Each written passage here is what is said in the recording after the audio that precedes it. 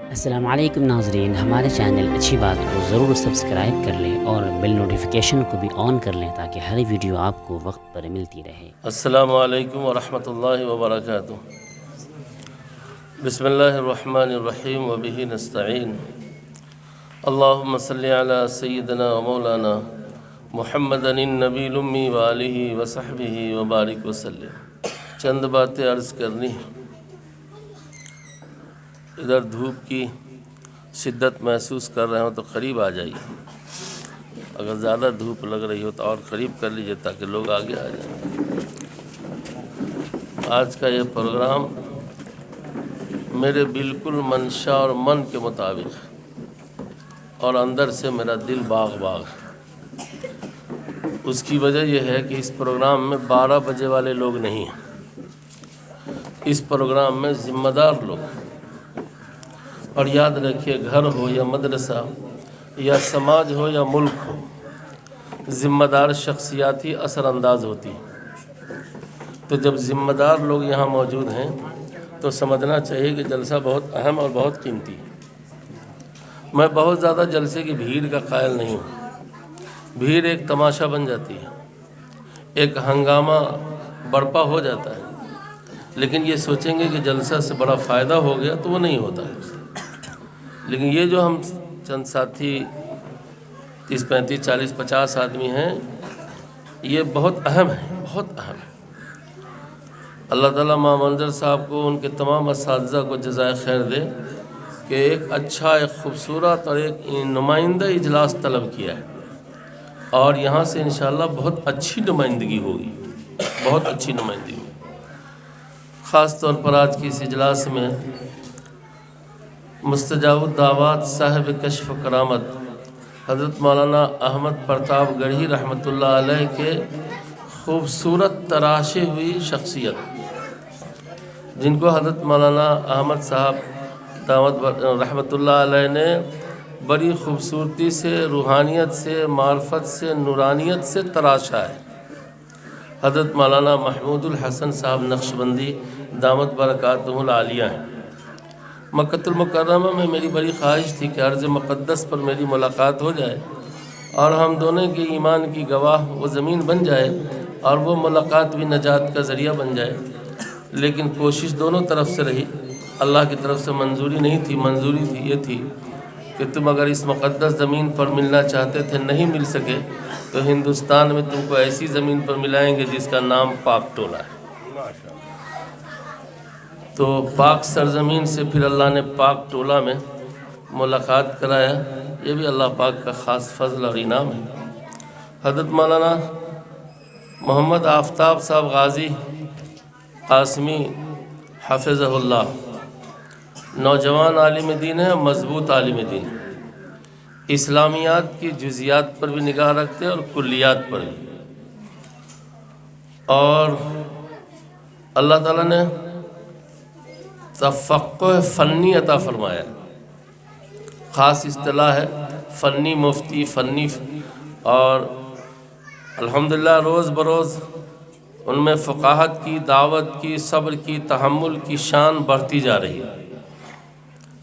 دربھنگہ کا بظاہر علمی اور مراکز علمی سقوط سے مایوسی ہو رہی تھی، لیکن اللہ تعالیٰ نے مولانا محمد آفتاب غازی حافظہ اللہ کو اس سرزمین کے لیے منتخب کیا ہے، اب بہت معیاری کام کر رہے ہیں۔ صرف چہار دیواری کے اندر نہیں، چہار دیواری کے باہر بھی کام کر رہے ہیں۔ اس طرح اور دیگر اصحاب علم و فضل ہیں۔ وقت کی قلت دامنگیر ہے، اس لیے سب بھائیوں کا تفصیل سے ذکر بہت مشکل ہے۔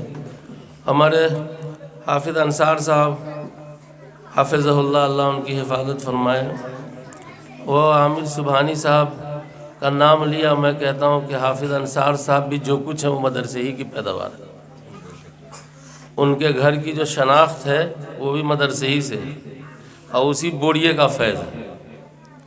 آج جو کچھ گھر میں مذہبی کیلنڈر نظر آتا ہے ان کے ہاں، وہ بھی اسکول کالج سے نہیں گیا، مدرسے ہی سے گیا ہے۔ کیلنڈر ایک خاص لفظ ہے، بعد میں بتائیں گے حافظ انصار صاحب یہ کیوں کہا آپ نے۔ کہیں کیلنڈر ٹھیک ٹھاک ہے، کہیں پر چھوٹا بھی ہے، امید ہے کہ وہ بھی ٹھیک ہو جائے گا۔ تو حافظ انصار صاحب اور دیگر یہ فاطمی وغیرہ جو ہیں دربھنگہ میں، ان کے گھر میں بھی داخل ہوا علم تو مدرسے ہی سے داخل ہوا، مدرسے ہی نے علم کی شمع جلایا ہے۔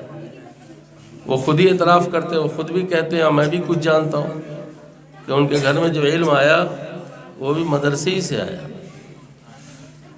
ایک سانحہ اس وقت یہ ہے کہ جن کے گھروں میں نسلاً بعد نسل تعلیم نہیں تھی، مدرسے کی سہولت نے ان کے بچوں کو کہ پڑھنے کے مواقع فراہم کیا۔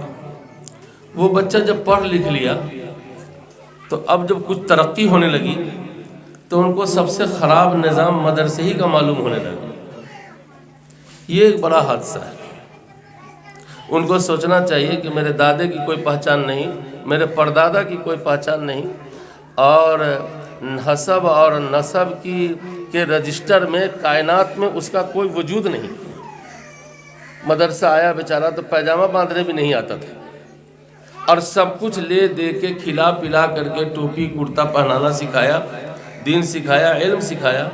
اب جب وہ کچھ کمانے کے قابل ہو گئے، کچھ اور دنیا دیکھا، تو ان کو مدرسہ بیکار لگنے لگا۔ اس بیکاری کی سزا یہ ملی کہ ان کے گھر میں اس لڑکے کے بعد پھر علم دین کا چراغ نہیں روشن ہوا، ختم ہو گیا۔ دعوت کے اسلوب کے خلاف ہے یہ بات کہ میں اس آدمی کا نام بتاؤں یا اس گھر کا نام بتاؤں، لیکن بلا مبالغہ میں 25 سے 50 آدمی کا نام اور گھر ابھی سنا دوں گا جن کو نسل میں کوئی نہیں جانتا تھا۔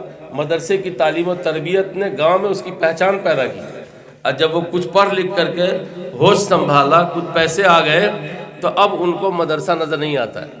ان کے بچے مدرسے میں نہیں آتے، ان کی بچیاں مدرسے میں نہیں آتی۔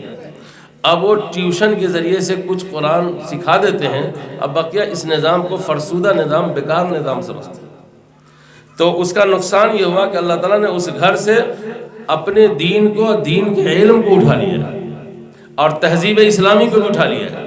یہ محرومی ہوئی ناشکری کے نتیجے میں، یہ محرومی ہوئی ناشکری کے نتیجے میں۔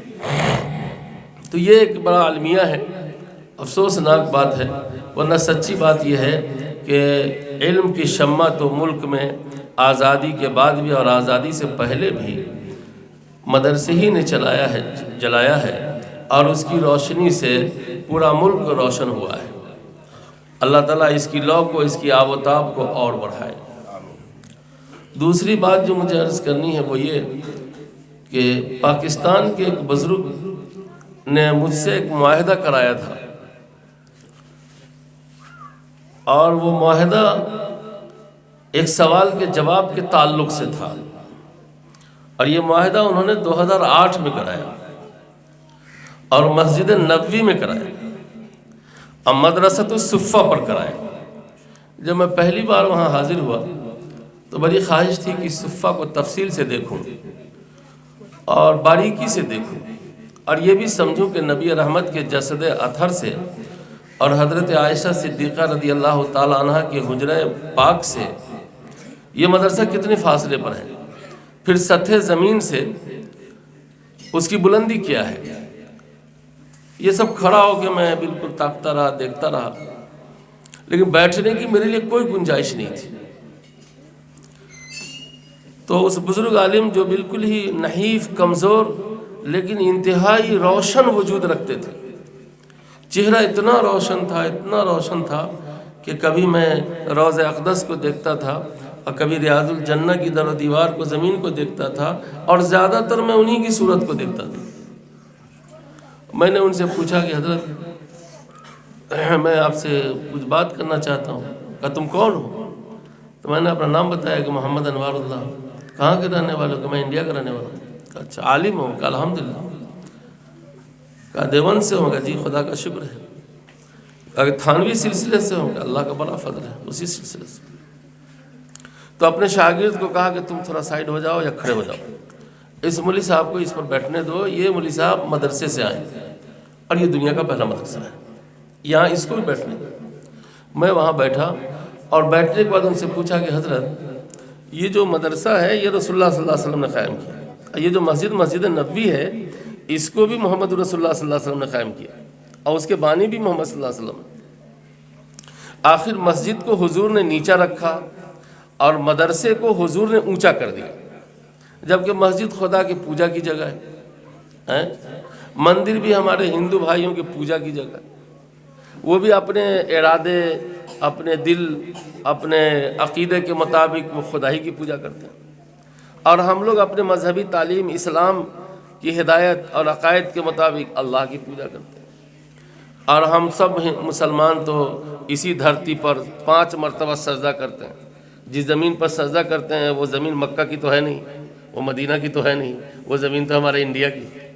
اس سے بڑا وفادار کون ہو سکتا ہے جو زمین پر خدا کا سجدہ کرتا ہو 5 بار کرتا ہے.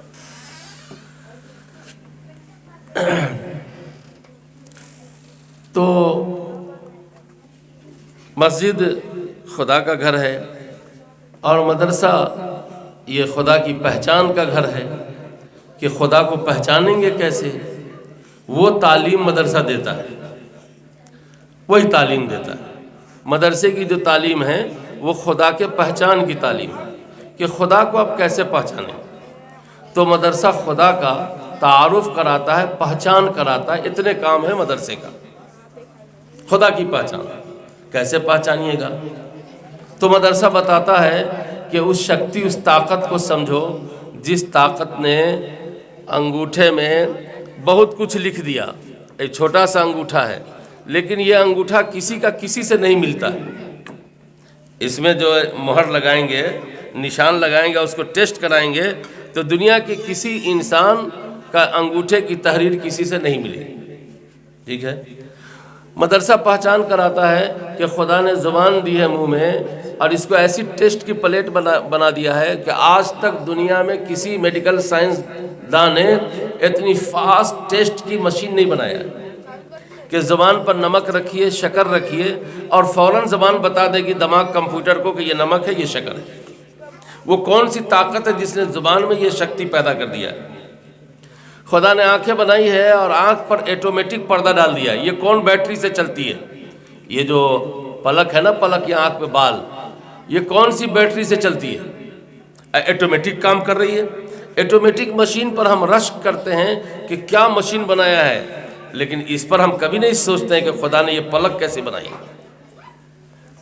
خدا نے 32 فوج کے بیچ میں ایک زبان کمزور کو رکھا ہے اور بغیر ہڈی کے رکھا ہے. کیوں رکھا ہے بغیر ہڈی کے؟ اس لیے کہ باتیں نرم ہو، بات گرم نہ ہو، باتیں سخت نہ ہو. زبان میں ہڈی نہیں ہے، اس لیے اس زبان سے جو کچھ بولتے ہیں نرم بولے، سخت نہ بولے، برا بھلا نہ بولے، غلط نہ بولے، اچھا پیغام، اچھا میسج دے. پھر خدا نے 2 کان دیا ہے اور 1 زبان دیا ہے. اس سے پتہ یہ چلتا ہے کہ سنے زیادہ بولے کم. جی اسی طریقے سے آپ غور کر لیجئے گا کہ اسی آنکھ میں خدا نے میٹھا پانی نہیں دیا ہے، نمکین پانی دیا ہے. کیوں؟ اس لیے کہ گردن سے اوپر جو ہے وہ ایجوکیشن ڈپارٹ ہے. اب پورے باڈی کا ماسٹر پیس آئٹم گردن سے اوپر ہے. اگر میٹھا پانی ہوتا تو یہ سب پارٹ خراب ہو جاتا.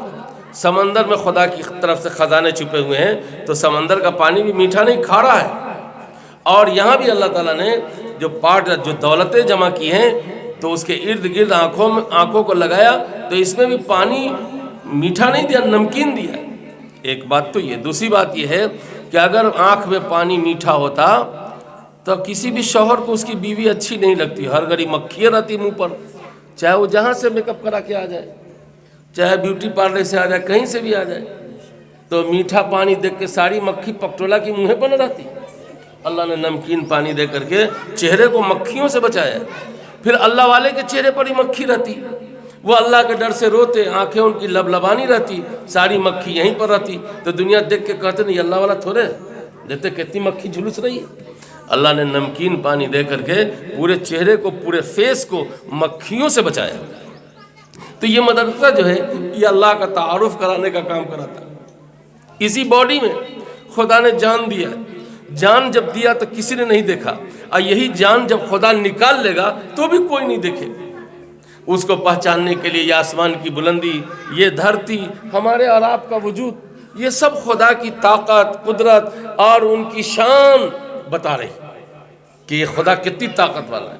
ہم لوگ اسی خدا کی نہ پوجا کرتے ہیں اور اس نے ہم کو پیدا کیا اور اسی نے ہم کو ایک گائیڈ بک دیا ہے جس کا نام قرآن ہے۔ قرآن 1450 سال سے ہے، ایک حرف نہیں بدلا ہے، یہ خدا کا گائیڈ بک ہے، اور خدا نے ہم کو دیا ہے کہ اس کتاب کے مطابق زندگی گزارو گے تو ٹھوکر نہیں کھاؤ گے، دنیا میں بھی اچھے رہو گے، اور دنیا سے جب جاؤ گے میرے پاس آؤ گے تو میرے مہمان خانے میں رہو گے، میرے جیل خانے میں نہیں رہو گے۔ تو مدرسہ اسی کتاب کو پڑھانے کا کام کرتا ہے۔ حضرت نے فرمایا کہ سنو، ایک بات بتاؤ، اگر تم اس کا وعدہ کرتے ہو تو میں تم کو اس کا راز بتاؤں گا کہ مسجد نبوی کو حضور نے نیچا کیوں کیا اور مدرسے کو اونچا کیوں کیا۔ ہم نے کہا حضرت میں بتاؤں گا انشاءاللہ۔ کہ ہندوستان میں جا کے وہاں کے لوگوں کو بتاؤ گے؟ میں کہا میں ضرور بتاؤں گا۔ تو حضرت نے فرمایا کہ انڈیا جاؤ اور جا کر کے بتانا لوگوں کو کہ جب تک تمہارے سماج میں، تمہاری سوسائٹی میں، تمہارے گاؤں میں، تمہارے گھروں میں، تمہارے محلوں میں ایجوکیشن کا، تعلیم کا اور مدرسے کا نظام رہے گا، اور مدرسہ جب تک تمہارے گاؤں میں اونچا رہے گا تم اونچے رہو گے، اگر مدرسہ نیچا ہو گیا تو تم نہیں رہو گے۔ مدرسہ اونچا نہیں رہا تو تم نہیں رہو گے، اگر مدرسہ اونچا رہا تو تم رہو گے۔ اسی لیے حضور صلی اللہ علیہ وسلم نے مسجد نبوی میں مدرسے کو اونچا بنایا، اس لیے کہ اس سے جو ٹیم اترے گی وہ مسجد میں گرے گی۔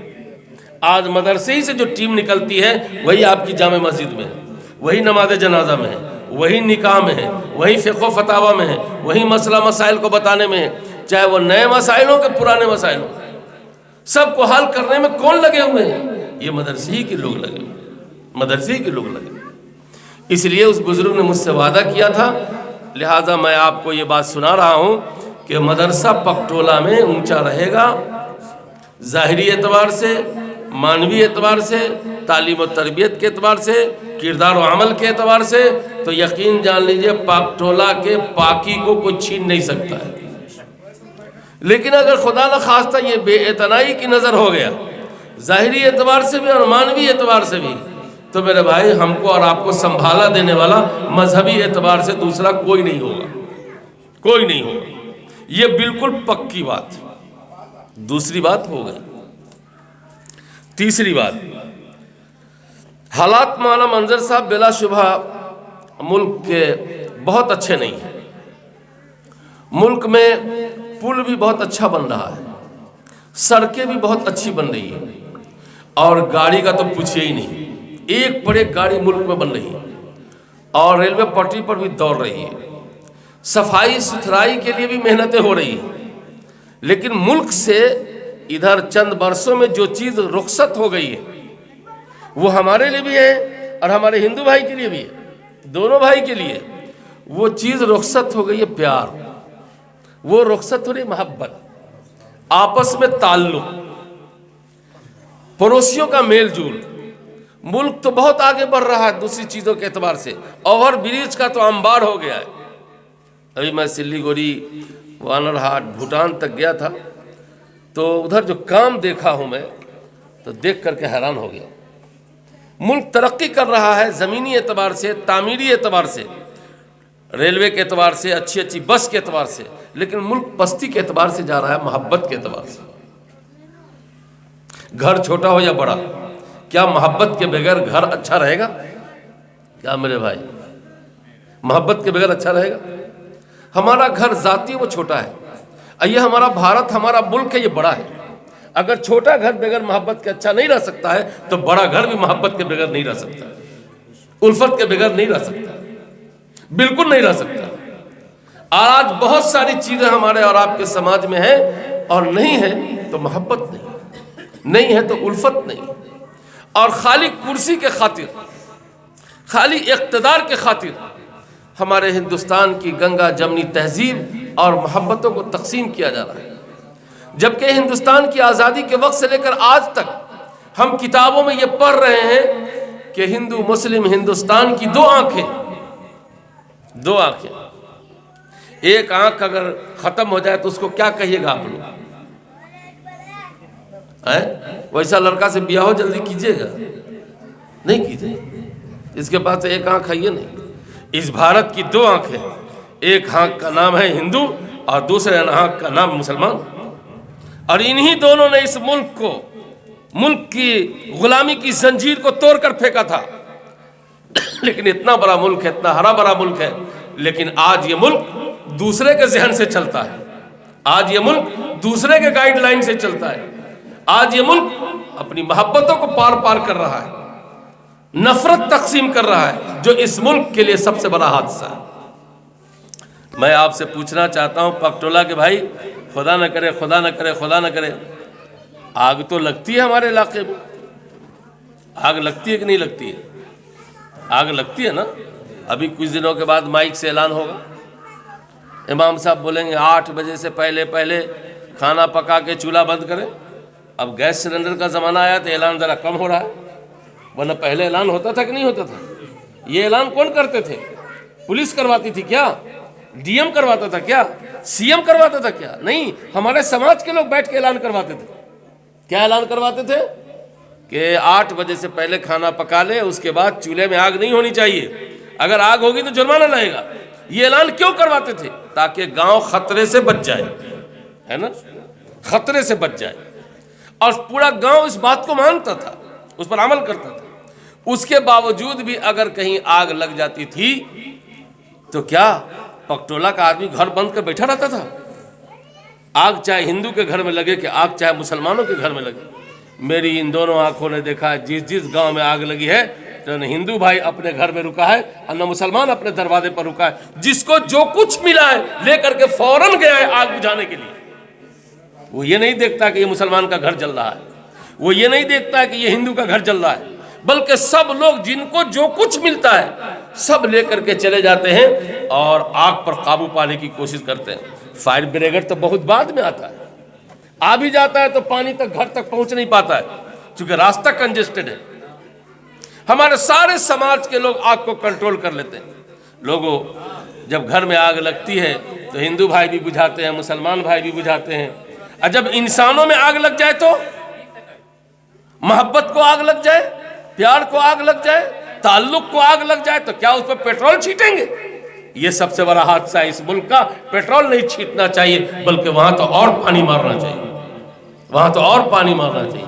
گھر اگر جل جائے گا تو پھر بن جائے گا، لیکن انسانوں کے بیچ میں، خاندانوں کے بیچ میں، گاؤں کے درمیان میں اگر نفرت کی آگ لگ جائے گی اور محبت کو آگ لگ جائے گی اور نفرت کی آگ لگ جائے گی اور عداوت و دشمنی کی آگ لگ جائے گی تو میرے بھائی اس کو پاٹا نہیں جا سکتا ہے، بہت مشکل ہے۔ لہذا جہاں کہیں بھی نفرت کی آگ لگی ہوئی ہے تو اس آگ میں بھی پانی ڈالنے والے بنیے، اس آگ میں پیٹرول ڈالنے والے نہیں بنیے۔ آج ہم گاؤں کی بنیاد پر، برادری کی بنیاد پر، تو پارٹی کی بنیاد پر ہم لوگ آپس میں اتنا ٹوٹ گئے کہ محبت رخصت ہو گئی۔ جو لوگ کھڑے ہوتے ہیں الیکشن میں، جو ہار جاتا ہے وہ بھی، جو جیت جاتا ہے وہ بھی، دونوں پٹنہ میں ہوٹل میں جا کے سلام مسافت دعا کر لیتا ہے، کہتا سر آپ جیت گئے ہم ہار گئے تھے۔ جیتنے والا کہتا نہیں ہم نہیں جیتے ہیں سر، یہ آپ کی جیت ہے۔ ارے واہ، کیا بات، مٹھائی بھی کھا لیتا ہے۔ اہیاں جو ووٹر 3 مہینے تک ہولے کر رہا تھا سنگھارا پر اور لٹی پر، وہ کمینہ جو ہے وہ جنازہ تک بانٹ لیتا ہے، وہ عیدگاہ بانٹ لیتا ہے، کہتا ہم فلانا پارٹی کے۔ ارے پارٹی تو گلچھرہ اڑا رہا ہے ہار کے بھی، پارٹی تو جیت کے مل گئی، آپس میں ایک دوسرے کا سلام دعا سب موجود ہے، اور یہ ووٹر جو ہے بٹ گئے، یہ بی جے پی ہے تو یہ بھارت جنتا پارٹی ہے تو یہ کانگریس ہے، سب کو ایک رہنے دو، سب کو رہنے دو، تم ایک رہو، تم ایک رہو گے بھارت ایک رہے، تم اچھے رہو گے بھارت اچھا رہے۔ سب نے ہم کو بانٹ دیا اور ہم بٹ گئے اور سب اوپر میں ایک، اس کو کون سمجھے گا؟ مجھے تو ایسا لگتا ہے کہ اب لوگوں کو 1-2 روٹی دے دینا چاہیے، عقل و شعور کی بات نہیں دینا چاہیے۔ 1-2 روٹی بانٹ دیجئے، چندہ چندی دے دیجئے، عقل و شعور کی بات نہیں دیجئے۔ آج یہ صورتحال بن رہی ہے۔ ایسے حالات میں میرے بھائیوں، میرے دوستوں، میرے بزرگوں، محبت پر عمل کیجئے، صبر سے کام لیجئے، تحمل سے کام لیجئے، برداشت سے کام لیجئے، انصاف سے کام لیجئے، ایک دوسرے کو حق دینے والا بن جائیے، جس کا جو حق ہے اس کو دینے والے بن جائیے۔ اختلاف کی جو بنیادی وجہ ہے وہ وجہ ہے حق کا نہ دینا صاحب حق کو۔ صاحب حق کو اگر حق دے دیجیے گا تو انصاف ہوگا، نہیں دیجیے گا تو اختلاف ہوگا۔ آپ جس حق کو کورٹ اور کچہری سے حاصل کرنا چاہتے ہیں، آپ اتنا پیسہ یہیں ہار جائیے نا، اور ہار کر کے جیتنا سیکھ لیجئے تو بم کیجیے گا۔ ہار کر کے جیتنا سیکھ لیجئے۔ ہار کے جیتنا لوگ سیکھتا ہی نہیں ہے، جیتنے کے چکر میں مٹ جاتا ہے۔ چمپارن میں 7-8 دھور زمین کا جھگڑا تھا، 40-42 سال مقدمہ چلا، 80 لاکھ سے زیادہ پیسے خرچ ہوئے، اور زمین بکی 7,000 میں۔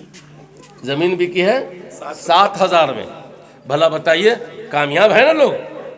80 لاکھ دونوں فریق نے خرچ کیا اور زمین بکی 7,000 میں، اور 40 سال مقدمہ لڑے ہیں۔ یہیں ہار جائیے۔ حضرت جعفر تھانسری رحمۃ اللہ علیہ کو انگریز نے پکڑ لیا اور پھانسی دینے کا فیصلہ لکھ دیا۔ جب فیصلہ لکھا تو حضرت ہنسنے لگے۔ جب حضرت ہنسنے لگے تو کہا رہے پھانسی کی سزا پر یہ ہنس کیوں رہا ہے؟ کہا ہم اسی دن کی تیاری کر رہے ہیں، آپ کو گفٹ میں مل رہا ہے۔ تو انگریز نے کہا جو پھانسی پر خوش ہو اس کو پھانسی بھی نہیں دینا ہے، اس کو پھانسی بھی نہیں دینا ہے۔ حضرت بچ گئے، پھانسی نہیں ہوئی۔ میرے بھائی ہار کر کے جیتنا سیکھیے۔ ہار کے جیتنے میں بڑی کامیابی۔ اور یہ جو عدالت ہے حکومت کی، ملک کی، یہ نہ تو ظالم کی ہے نہ مظلوم کی، یہ کسی کی نہیں، یہ پیسہ کی ہے۔ نہ ظالم کی ہے نہ مظلوم کی۔ جو ظالم ہے وہ بھی گیا انصاف کے لیے کہ پیسہ ڈھوری ڈھیلا کرو، اور جو مظلوم ہے وہ بھی گیا کہ تمہارا بھی کچھ نہیں ہوگا، ڈھوری ڈھیلا کرو۔ جب دونوں کسی سے مسلمانوں جو لڑائی ہوتی ہے نا، ہمارے پاس آتے ہیں تب نا ابھی فیصلہ نہیں ہوگا۔ کہا ہے کہ ابھی لالٹین میں تیل بہت بھرا ہوا، بتی لبالب ہے۔ دعا کرتے کہ اللہ ان دونوں کو سیتامڑھی پہنچا دیجئے، اللہ ان دونوں کو وکیل سے، جج سے، دلال سے بڑھیا سے ملاقات کرا دیجئے، اور جب دونوں کا تیل ختم ہو جائے گا تب میرے پاس لے کے آنا، فیصلہ ہو جائے گا۔ یہ دماغ جب تک نہیں ٹوٹتا ہے، جب تک یہ قوم برباد نہیں ہوتی ہے، اس وقت تک اس قوم کو سچائی نظر نہیں آتی۔ ہار کر کے جینا سیکھیے، بات شاید بہت لمبی ہو جائے گی، تو میں نے آپ سے یہ عرض کیا کہ اس بزرگ نے مجھے کہا تھا کہ تم جاؤ ہندوستان اور جا کے بتانا کہ تمہاری آبادی میں مدرسہ اونچا رہے گا تو امت اونچی رہے گی، لوگ اونچے رہیں گے۔ حالات یقیناً ملک کے بہت نامساعد ہیں، بہت نامناسب ہیں، لیکن وہ بھی 20% کے اندر میں ہیں۔ 80% ہندو مسلم اب بھی ہندوستان میں بہت اچھے ہیں، بہت اچھے۔ 80%۔ 20% لوگوں کو نشہ ہے کہ کمانا نہیں ہے، کھانا نہیں ہے، یہ مائک نہیں چلانا ہے، وہ بیٹری کے پاس نہیں بیٹھنا ہے، بغیر کمائے ہوئے کرچ والا کپڑا پہننا ہے۔ ایسے 10% ہیں جو ہندوستان کی محبت کو جلا رہے ہیں، جن کو کمانا نہیں ہے، ڈکیتی کرنا ہے، جن کو چوری نہیں کرنا ہے، گھوٹالہ کرنا ہے۔ یہ ایسے لوگ ہیں جو ہندوستان کو تباہ کیے ہوئے، محنت نہیں کرنا ہے ان کو۔ اب کرچ نہیں ٹوٹنا چاہیے، اب مٹھ کی گاڑی نہیں چھوٹنی چاہیے۔ ہمارا گاؤں سماج اگر بیٹھ کر کے آپس سے محبت سے رہے گا، نفرت ہونے والی نہیں، بالکل ہونے والی نہیں۔ آپ کو معلوم ہو، ہم تو کسی مندر کی طرف اگر راستے میں مندر ہے اور پان کا پیک پھینکنے کا موقع ہوتا ہے تو ہم گاڑی چلانے والے کہتے نہیں یہاں مندر ہے، یہاں کسی بھائی کے پوجا کا سینٹر ہے، یہاں پر ہم کو تھوک نہیں پھینکنا، ہم گاڑی آگے بڑھاتے ہیں، اتنا احترام کرتے ہیں۔ ہمارے کتاب میں مسئلے میں یہ بات لکھی ہوئی ہے کہ اگر پکٹولہ کی جامع مسجد میں جماعت کھڑی ہو گئی ہے، اب 2 رکعت ہو چکی ہے، اور اچانک خبر ملی کہ سیتارام کے گھر میں آگ لگ گئی ہے، مذہب اسلام بتاتا ہے جماعت توڑ دیجئے، نماز چھوڑ دیجئے، مسجد سے نکل جائیے، پہلے سیتارام کے گھر کی آگ بجھائیے، اس کے بعد آ کے نماز پڑھیے۔ یہ ہے اسلام، اور یہی ہے تعلیم مدرسے کی، یہ ہے مدرسے کی تعلیم۔ جو مدرسہ ایسا پڑھائے گا وہ مدرسہ ملک کا وفادار ہوگا، ملک کے لیے کبھی غدار نہیں ہوگا۔ وہ سنستھائیں، وہ ادارے، وہ جماعتیں، وہ تنظیمیں جو تاریخ کو بگاڑ کر کے نوجوانوں کو بگاڑنے کا کام کر رہی ہے، وہ ملک دشمن عناصر، ملک دشمن عناصر، ملک دشمن عناصر۔ میں نے آپ کو بتایا نا کہ مدرسہ کیا پڑھاتا ہے، مدرسہ یہی پڑھاتا ہے۔ یہی وجہ ہے کہ آج تک مدرسے کے لڑکے نے کسی بس والے کے شیشہ نہیں توڑا ہے، آج تک مدرسے کے لڑکوں نے ریلوے کی پٹری نہیں اکھاڑا ہے، آج تک مدرسے کے لڑکوں نے بجلی کی وائرنگ کو نہیں کاٹا ہے، آج تک مدرسے کے لڑکوں نے وہ گھٹنائیں نہیں کیا ہے جو گھٹنا ملک کی دوسری درسگاہوں نے کیا ہے۔ کیوں؟ اس لیے کہ ہمارے مدرسے کی ایسی تعلیم ہی نہیں۔ ہمارے مدرسے کی تعلیم ہے ہم دھوکہ کھا سکتے ہیں، دھوکہ دے نہیں سکتے۔ جی، جو مدرسے کا سلیبس ایسا ہو، جس مدرسے کا نظام ایسا ہو، جس مدرسے کی تعلیم ایسی ہو، ظاہر ہے وہ ملک میں محبت سکھائے۔ حالات یقیناً بگڑے ہیں، لیکن بگڑے کم لوگوں میں، مایوس ہونے کی ضرورت نہیں ہے۔ یہ جو ملک ہے، یہ ملک سادھوؤں کا ہے، یہ ملک سنتوں کا ہے، یہ ملک مذہبی لوگوں کا ہے، یہ ملک اولیاء کا ہے، یہ ملک صوفیہ کا ہے، یہ ملک اتقیاء کا ہے، یہ ملک ابرار کا ہے، یہ ملک خدمت گزار کا ہے، یہ ملک موب لنچنگ کرنے والوں کا نہیں ہے، یہ ملک موب لنچنگ کرنے والوں کا نہیں ہے۔ خواجہ اجمیری کے مزار پر چادر کون نہیں ہے جو لے کے جاتا ہے؟ کون پارٹی ہے ملک کی جو نہیں جاتی ہے؟ کیوں؟ وہ سمجھتے ہیں کہ وہ اس دھرتی کے، وہ یہ سمجھتے ہیں کہ یہ ملک ان کا ہے۔ خواجہ نظام الدین کے کون نہیں جاتے؟ قطب بختیار کاکی رحمۃ اللہ علیہ کے کون نہیں جاتے؟ صابر کلیری کے کیوں نہیں جاتے؟ یہ سب کہاں کے؟ یہ سب اس ملک کے ہیں۔ یہ ملک سادھو سنتوں کا ہے، یہ ملک مذہبی لوگوں کا ہے، یہ ملک ولیوں کا ہے، بزرگوں کا ہے، رشی منی کا یہ ملک ہے۔ یہ ملک موب لنچنگ کرنے والوں کا نہیں ہے۔ یہی وجہ ہے کہ موب لنچنگ کرنے والے کم ہیں، اب بھی ہلکائے ہوئے کتے ہیں، ان کے دم پر مٹیا تیل چھٹا ہوا ہے، اسی لیے وہ پک اپ پکڑتے ہیں، ورنہ تو پورا ملک ہمارا بہت اچھا، بہت اچھا۔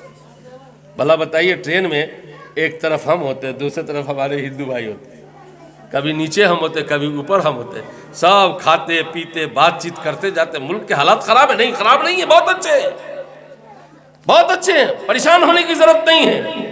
شرط یہ ہے کہ ہم اچھے ہونے کی طرف آگے بڑھیں، لگی آگ میں پانی ڈالنے کا مزاج بنائیں۔ آگ جب لگ رہی ہو یا نہیں بھی لگی ہو، چنگاریوں سے پیٹرول مت دکھلائیں، وہیں پر داب دیں۔ گندگی کو پھیلانا کوئی اچھی چیز نہیں ہے، اچھائی کو پھیلانا چاہیے۔ ہمارے آپ کے گھروں میں کل تک مرغیاں تھی اذان والی، اب اذان والی ختم ہو رہی ہے۔ پہلے مرغا مرغی ہندو کا کہ مسلمان کا سب کا اذانے پڑتا تھا۔ صبح صبح مرغی پیخانہ کر دیتی تھی تو گھر کی دادی اس کو دیر تک ویسی نہیں رکھے رہتی تھی، فوراً راکھ ڈال دیتی تھی۔ پتہ یہ چلتا ہے گندگی کو پھیلانا نہیں چاہیے، گندگی پر پردہ ڈال دینا چاہیے۔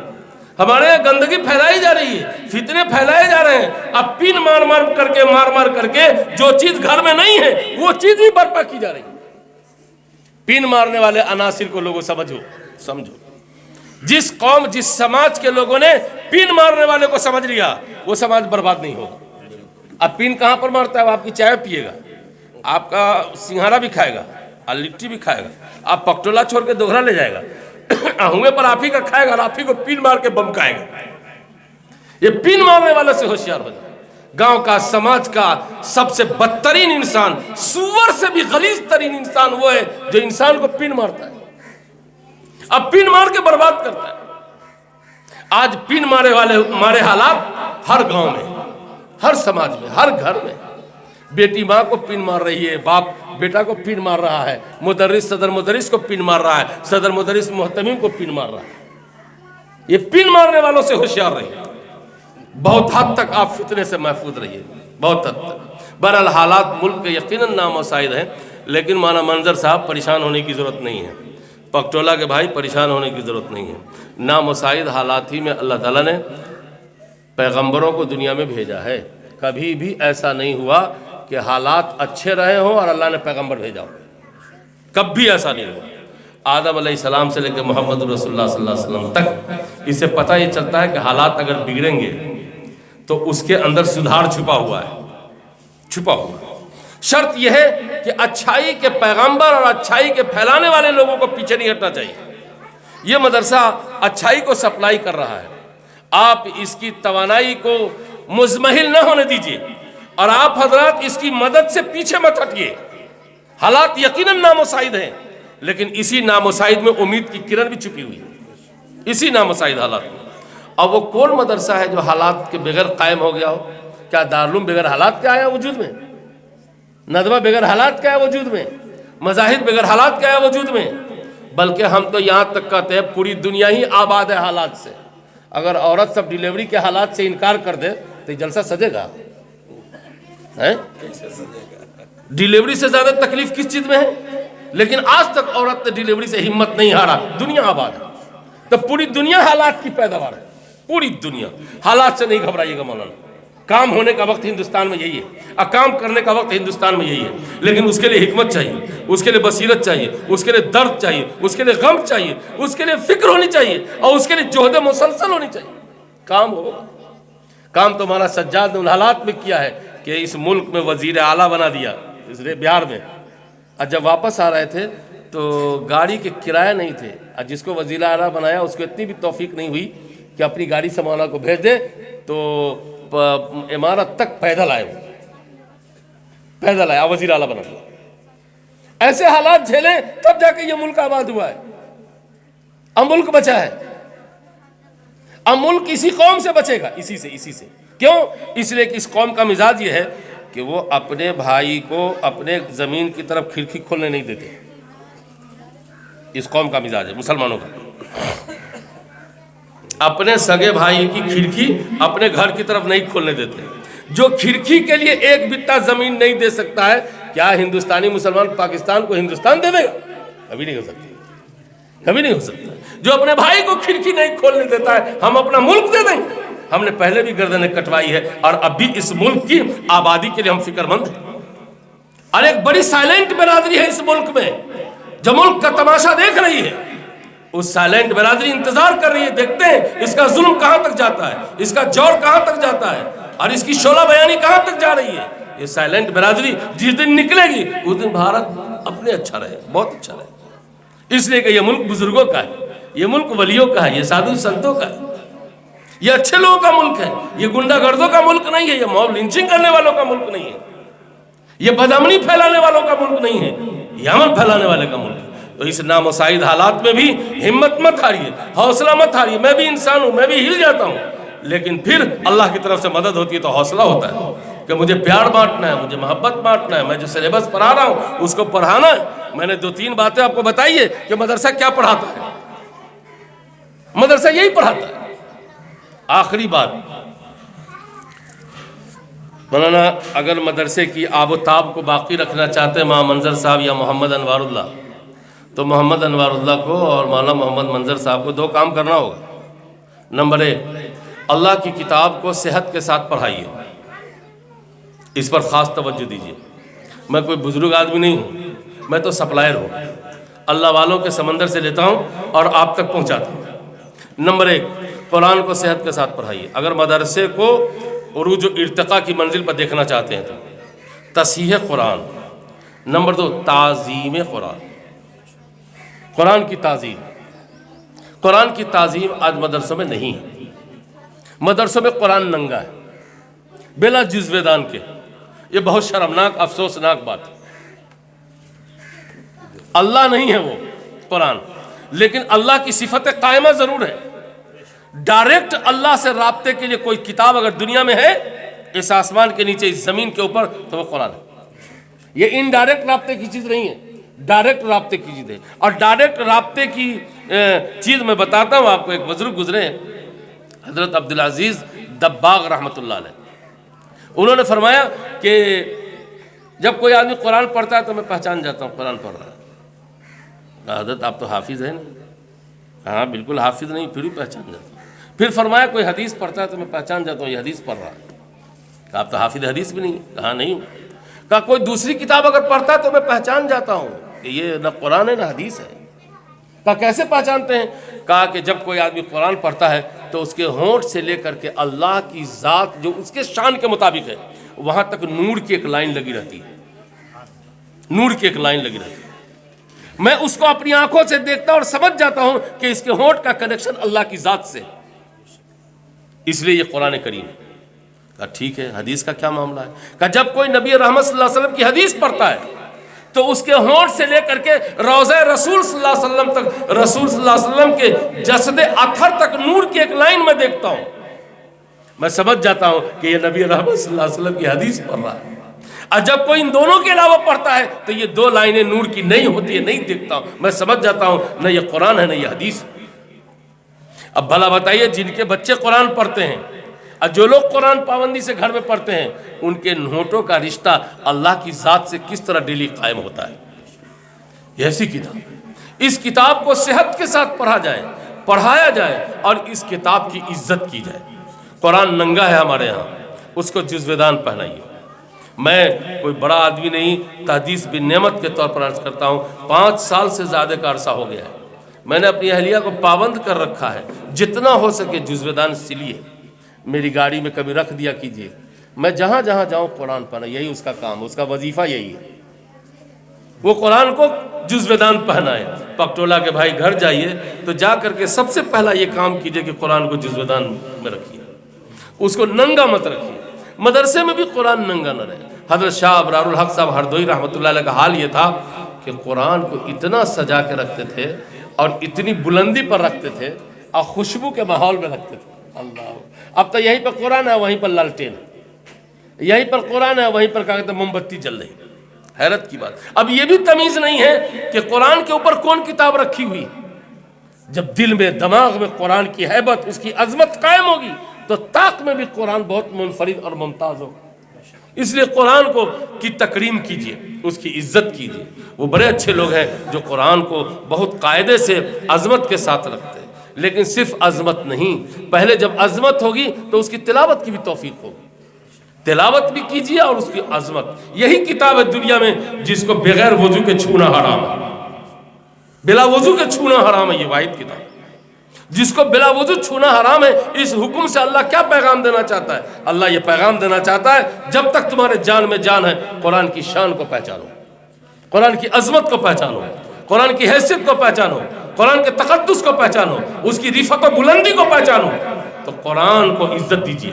دیں گے انشاءاللہ، قرآن ننگت نہیں رہے گا۔ حضرت شاہ ابرار الحق صاحب ہردوئی رحمۃ اللہ علیہ اپنا مصلی بھی بہت نفیس رکھتے تھے، کہتے تھے اچھے مصلی پر اچھا سجدہ ہوتا ہے، اچھا سجدہ۔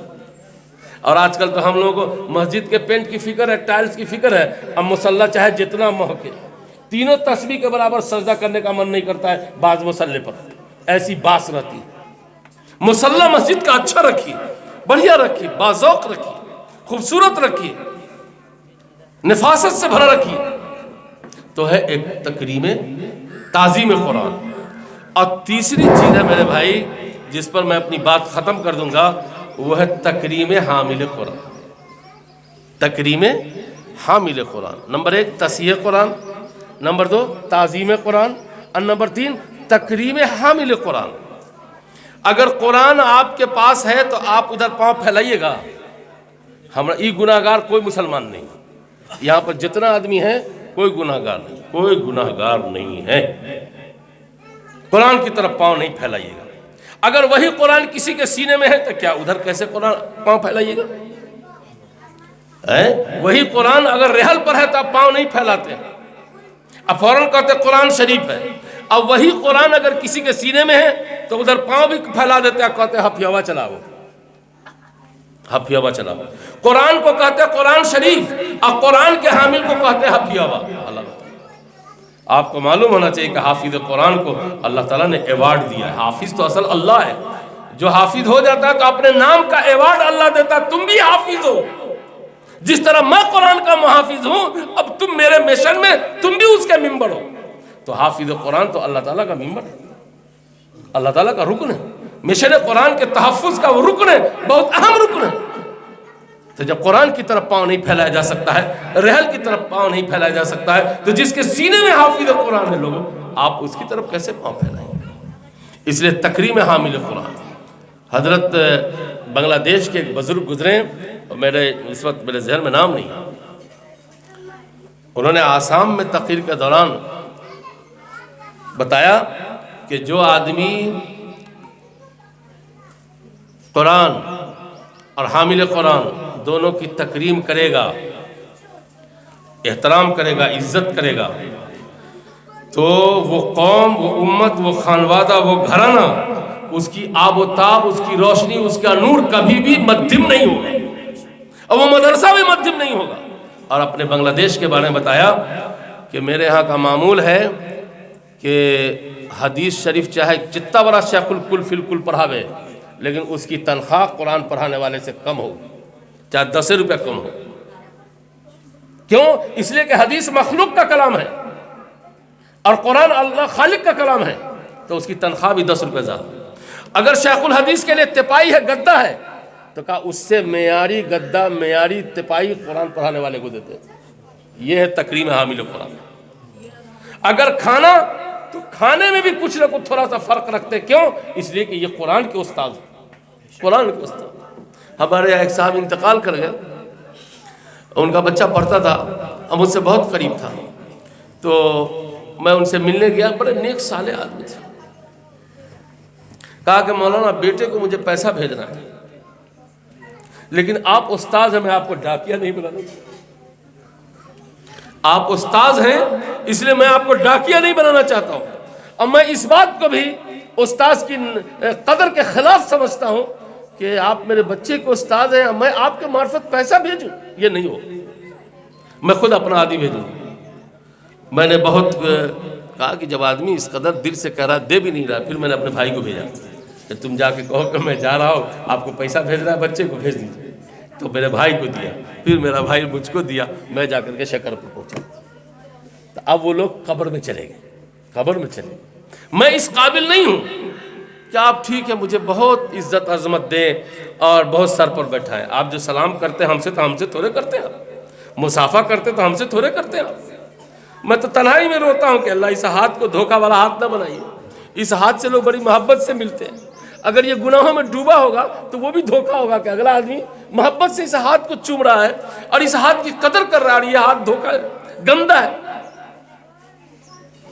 تو آپ اگر عزت کرتے ہیں، تکریم کرتے ہیں، احترام کرتے ہیں، تو میں سمجھتا ہوں میری نہیں، ہم کو جو ایک نسبت حاصل ہے مدرسے سے، دین کی تعلیم سے، آقا صلی اللہ علیہ وسلم سے، اور آقا صلی اللہ علیہ وسلم کے مشن اور کاموں سے جو نسبت حاصل ہے، یہ سب عزت، سب عظمت آپ اس کو دیتے ہیں، ہم کو نہیں دیتے، ہم کو نہیں دیتے۔